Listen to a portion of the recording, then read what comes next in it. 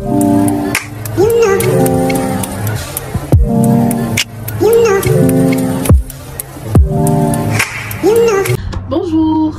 les amis, j'espère que vous allez bien. Moi je vais bien par la grâce de Dieu. Je suis contente de vous retrouver dans cette nouvelle vidéo. Avant de commencer la vidéo, observez ma coiffure s'il vous plaît. Observez comment je me suis coiffée seule et comment ça donne en fait. Oh là là, je crois que c'est la première fois que je fais ça. C'est quoi même? J'ai oublié le nom. Pardon, j'ai oublié le nom des mèches. Mais je me suis inspirée d'une vidéo TikTok. Et quand j'ai vu la vidéo, je me suis dit, ça c'est ma prochaine coiffure. Donc j'ai fait ça. Je vais la reproduire, mais avec une autre couleur. Parce que j'aime trop le résultat. J'aime en fait. Ouais, j'aime. Mais je vais faire avec une autre couleur. Donc j'espère que ça va. Vous préparez bien les fêtes. Hein. Nous ici, bon, vous savez, la Chine est fête Noël, Nouvel An. Et ils s'en foutent. Hein. Ils ont leur Nouvel An. Je crois que cette année, le Nouvel An chinois, c'est quand? C'est fin janvier, hein, je pense. Fin janvier. Cette année, c'est quand même tôt. Donc, fin janvier, du coup, Noël et la bonne année ordinaire qu'on connaît tous, bah, il la fait pas, il les célèbre pas. Moi, le 24 et le 25, j'ai des examens. Bon, Dieu merci, je prends mes vacances le 25, mais le 24 et le 25, j'ai des examens. C'est pas grave, on est habitué. Franchement, depuis que je suis en Chine, j'ai vraiment perdu la notion des fêtes de fin d'année et tout, parce que rien à voir. Dites-vous bien qu'il y en a qui ont trop le 31, même des examens en fait. Donc, voilà. Dans la vidéo de ce jour, j'aimerais vous parler d'un sujet, ou du moins d'une méditation que j'ai depuis quelques temps. Moi, vous savez, la majorité de mes vidéos face cam me vient, en fait, l'inspiration de mes vidéos me vient pendant mes temps de méditation, de prière. C'est là vraiment que je reçois certaines choses et j'en parle, d'autres, bon, je prends un peu plus de temps, je réfléchis, je sais pas, je vais me rassurer, je me dis, est-ce que je suis à la hauteur de ce sujet-là, est-ce que je devrais en parler, tu vois. Et donc là, je vais vous parler du fait que nos vies comptent en fait. Nos vies comptent. Hier, j'ai regardé un atelier de formation. C'était un atelier qui a eu lieu à ICC d'Angondje par le pasteur Peggy. Je vous mettrai le lien. Si vous pouvez, allez-y regarder. Franchement, je crois que ça vous fera énormément de bien. Elle est assez longue la vidéo, 4 heures. Mais ça m'a plu. J'étais là en mode, j'étais concentrée, je regardais parce que c'était des trucs super intéressants. Elle parlait de la confiance en soi, l'estime de soi. L'estime de soi. Et elle a défini l'estime de soi comme étant l'image qu'on a de nous-mêmes en fait. Et en fait, pour résumer, moi, ce que j'ai retenu, c'est que l'image qu'on a de nous est souvent biaisée par ce qu'on vit dans l'adolescence, dans l'enfance, dans l'adolescence ou à l'âge adulte. C'est-à-dire que ça peut être négatif ou positif. Généralement, c'est négatif à cause de comment on a été éduqué, à cause du contexte dans lequel on a été éduqué. Et plus tard, on a une estime de nous-mêmes qui change, peut-être à cause du fait qu'on arrive à faire certaines choses, on a obtenu des diplômes, on a fait des choses que les gens ne nous pensaient pas capables de faire, ou que nous-mêmes on ne pensait pas être en mesure de faire en fait. Et il y avait des exercices comme ça où elle a demandé aux gens de tracer une ligne et de séparer en 3 parties, je pense. L'enfance, l'adolescence, l'âge adulte, quelles sont les choses positives qui t'ont marqué, les choses négatives. Et j'ai écouté des histoires vraiment qui m'ont rappelé, moi, mon histoire aussi, qui m'ont rappelé que, bah en fait, et surtout qui m'ont fait prendre conscience qu'il y a pire, tu vois. Il y a pire. Moi, j'ai pas grandi avec mon père, comme beaucoup d'ailleurs d'entre nous. J'ai pas grandi avec mon père, j'ai grandi avec ma mère qui était très dure, franchement, très stricte. Je pense que c'est la fille la plus stricte de sa mère. Hein. Ma grand-mère, je crois que l'enfant, bon, pas elle, parce qu'il y a aussi une de mes tantes là, une de mes deux tantes. Et je crois qu'elles sont les deux qui étaient vraiment strictes, franchement. Et du coup, j'ai grandi dans cette atmosphère là où j'avais pas forcément quelqu'un à qui je pouvais me confier, parce que les gens étaient en mode, bon, qu'est-ce qu'on va te dire, c'est ta mère après tout, tu vois, tu connais un peu à l'africaine quoi. Et du coup, c'est comme ça que j'ai grandi. Et j'ai grandi avec beaucoup de blessures, le rejet, l'abandon, le fait d'avoir l'impression que tu comptes pas forcément parce que les personnes qui sont censées être là pour toi sont pas là. Ma mère s'occupait de moi, franchement, elle s'occupait de moi. Si aujourd'hui j'aime prendre soin de moi, c'est parce que j'ai pris ça d'elle. C'est quelqu'un qui va prendre soin d'elle. Elle n'est pas superficielle comme moi, je me maquille pas. Même les bijoux, c'est vraiment à cause des vidéos, bien quand je vais sortir quoi. Mais c'est comme ça, ma mère, c'est pareil. Par contre, on aime se coiffer, des soins et tout, mais dire qu'on va se maquiller, les trucs, c'est pas notre truc. On aime les vêtements. Ça, franchement, j'ai pris ça de maman. aimer les vêtements, aimer être propre et tout, avoir la tête apprêtée, ça c'est trop notre truc. Mais elle était dure, elle était vraiment dure dans le sens où je n'ai pas eu une relation amicale avec elle, je ne pouvais pas me confier. Et donc très tôt, j'ai voulu aller à l'extérieur, expérimenter un peu le monde, voilà, comme beaucoup d'entre nous. Malheureusement, c'est ça. Et des fois, je peux dire depuis quelques semaines, je me rends compte en fait que je n'ai pas... Je pensais avoir pardonné. Honnêtement, je pensais avoir pardonné à mes parents pour ça, parce que bon, même si ils n'ont pas forcément la notion, avec mon père je parle beaucoup plus de ça, on en a parlé il y a quelques semaines, et voilà, c'est une conversation qui m'a fait énormément de bien. Par contre avec maman, bon, c'est toujours un peu compliqué, hein, c'est toujours un peu compliqué, mais bon, je prie vraiment que le Seigneur touche son cœur et que on puisse parler de certaines choses, quoi, parce que c'est des choses qui sont là. Je me retrouve à avoir certaines réactions. Et là, je me rends compte qu'en fait, si je réagis comme ça, c'est parce que je n'ai pas forcément pardonné. C'est parce que je n'ai pas pardonné. Alors que je pensais l'avoir fait quand j'ai donné ma vie au Seigneur. Quelques semaines après, disons 2 mois, j'ai voyagé pour la Chine. J'ai vécu ici pendant combien d'années avant de rentrer au pays. Bah, pour moi, voilà, j'avais parlé parce qu'ils étaient loin de moi. Je ne les voyais pas, je les côtoyais plus, on s'appelait, voilà. Mais quand je suis partie, je me suis rendu compte que, en fait, Jess, tu n'as pas pardonné. Ça, c'est vraiment le plus gros travail que je dois faire. Et je prie tout le temps, vraiment, je demande au Saint-Esprit de m'aider à le faire, de leur pardonner aussi parce qu'ils m'ont donné ce qu'ils avaient, honnêtement, et de me pardonner, surtout de me montrer le chemin, parce que moi aujourd'hui je suis mère, j'ai un enfant et je ne veux surtout pas éduquer comme j'ai été éduquée. Et voilà, donc en écoutant certains témoignages, je me suis rendu compte que mais en fait on est nombreux avec des blessures, hein. On est nombreux là dehors avec des sacs et des sacs d'histoire, mais des trucs compliqués en fait, des trucs qui nous détruisent, mais on ne se rend pas compte de ça, parce que moi je me suis retrouvée à faire des choses, en fait c'était juste le résultat de ce que j'avais expérimenté, de ce que j'avais vécu. Quoi qu'il en soit, j'ai aussi réalisé que mon cas n'est pas le plus grave. Mon cas n'est pas le plus grave. Certes, ça m'attriste, ça me fait beaucoup de mal jusqu'à présent. Mais mon cas n'est pas le plus grave. Et quand toute chose, parce que lorsque le pasteur parlait, il disait que des fois, elle s'assoit et elle demande à Dieu, mais Seigneur, comment des filles qui se font abuser par leur père, qu'est-ce qu'on va leur demander? En fait, je me disais, mais en fait, récemment, il y a eu une histoire à Libreville, au Gabon, une jeune fille de, je crois, 14 ans, qui s'est suicidée parce qu'elle se faisait abuser par ses parents côté paternel. Et oh, sa mère a dû se battre pour que comment dire, les concernés soient arrêtés en fait. Et je me suis dit, mais Seigneur, il y a tellement de... Moi à mon niveau, j'ai mal. Vraiment j'ai mal jusqu'à présent. Voilà. Il y a beaucoup de choses que je ne vais pas forcément dire. Mais je me dis, comment ces personnes-là elles font en fait? Comment elles font? Et hier, le message m'a tellement parlé.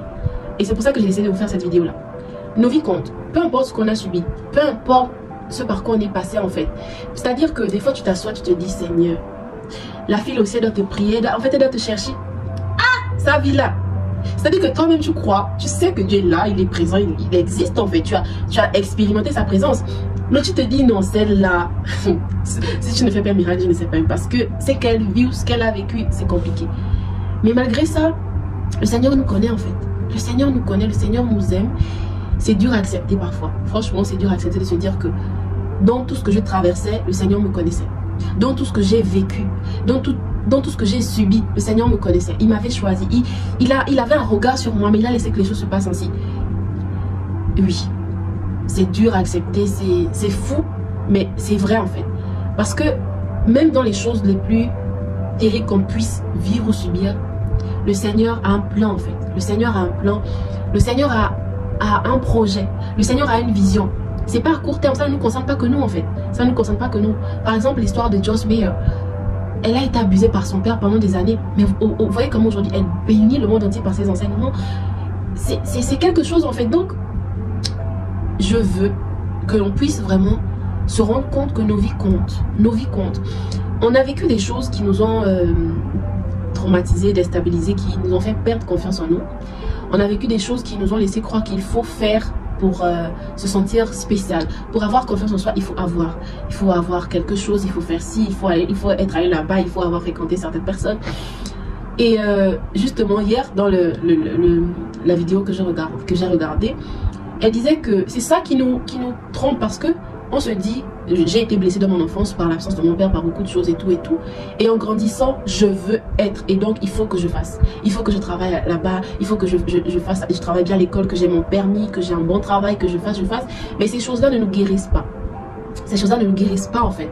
Ce qui nous guérit, c'est vraiment la relation qu'on a avec Dieu. C'est le fait qu'on laisse le Saint-Esprit travailler en nous. Mais surtout, notre image, l'image qu'on a de nous est fonction de ce que Dieu dit de nous. Parce que c'est Dieu le créateur en fait. C'est lui qui nous a fait, c'est lui qui nous connaît, c'est lui qui sait pourquoi il a voulu que je sois gabonaise. Pourquoi j'ai pas été chinoise ou américaine. Il a voulu que je sois gabonaise. Pourquoi il a permis que je sorte de cet homme et de cette femme. Parce que c'est lui en fait. Et donc, moi, je suis ce que lui, il dit. C'est vrai que des fois, je traverse des situations difficiles qui me font douter, qui me déstabilisent. Mais je ne suis pas mes erreurs, je ne suis pas mes échecs, je ne suis pas ce que j'ai subi, je ne suis pas les problèmes auxquels j'ai été confrontée. En fait, je suis ce que Dieu dit. Et ce que Dieu dit de moi se trouve dans sa parole. Tu vois, ce qui va changer l'image que j'ai de moi, c'est ma relation avec la parole de Dieu. Ce qui va changer ce que je pense de moi, c'est ma relation avec la parole de Dieu. Et c'est parce que je vais laisser également le Saint-Esprit travailler en moi, aller à l'intérieur, faire ressortir ces choses-là que j'avais oubliées. Ces choses qui sont là, que bon, je me disais, en fait, j'avais oublié simplement que ces choses étaient là, mais elles me détruisaient en fait. Et c'est lui qui va aller chercher.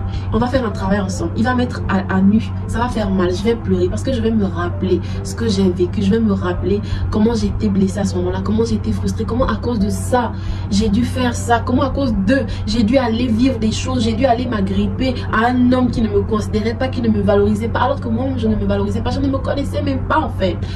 Oh, c'est incroyable en fait. Et du coup, je me dis que vraiment, pour 2025, cherchons à nous rapprocher. Vraiment, demandons au Saint-Esprit de nous révéler les choses qui sont là dans nos cœurs, qui impactent jusqu'à présent notre comportement, qui impactent jusqu'à présent notre attitude, qui impactent jusqu'à présent notre manière de faire, de voir, les choix que l'on fait en fait.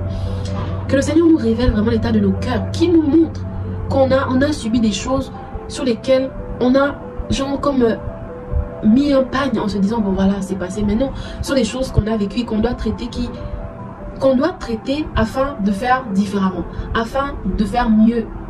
Et vraiment j'aimerais nous dire que nos vies comptent. C'est dur. Je pense à des personnes malades actuellement, je pense à des personnes qui vivent des choses difficiles. Le truc c'est que Dieu il est dans le temps.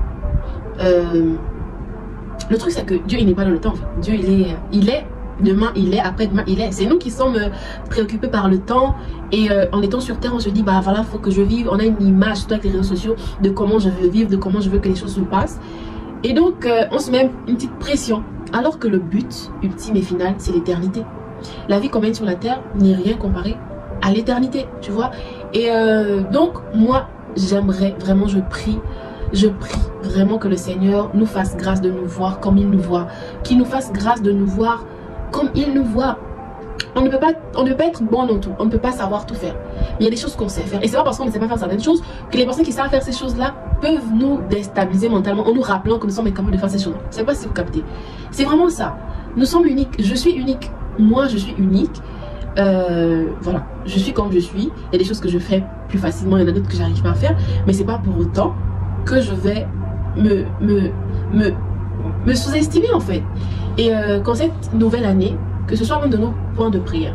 Seigneur, aide-moi à me voir comme tu me vois. Aide-moi à guérir des blessures du passé, de ces choses que j'ai vécues. Peut-être que j'ignore, je ne sais pas, mais toi qui es Dieu qui connais tout, montre-moi. Avec bien sûr des passages bibliques à l'appui. Et je pense que c'est l'une des choses qui pourra nous emmener à dépasser nos limites. Parce qu'on a des limites qu'on s'est fixées consciemment ou inconsciemment à cause des choses qu'on a vécues. Oh, je ne peux pas faire ça. Oh, je pense que moi, je ne suis pas en mesure. Quand je suis arrivée en Chine, pour moi, je ne pouvais pas parler chinois. Pour moi, bon, Jess, tu vas parler chinois comment? Déjà que tu dois apprendre le chinois en anglais. Donc, en même temps, tu apprends le chinois, en même temps, tu apprends l'anglais. Je sais pas pour toi. J'étais... vraiment, pour moi, j'étais convaincue que je ne pouvais pas. Mais j'ai prié. J'ai dit, Seigneur, tu ne m'as pas emmené ici pour rien. Je suis convaincue que je ne suis pas là pour rien. Sinon, tu m'aurais gardé au pays là-bas où je parlais le français. Tu ne m'as pas emmené ici pour rien. Je vais apprendre. Peut-être que je ne vais pas parler l'anglais, le chinois comme je parle français. Mais je vais apprendre en fait. Et Dieu merci, aujourd'hui, ça va.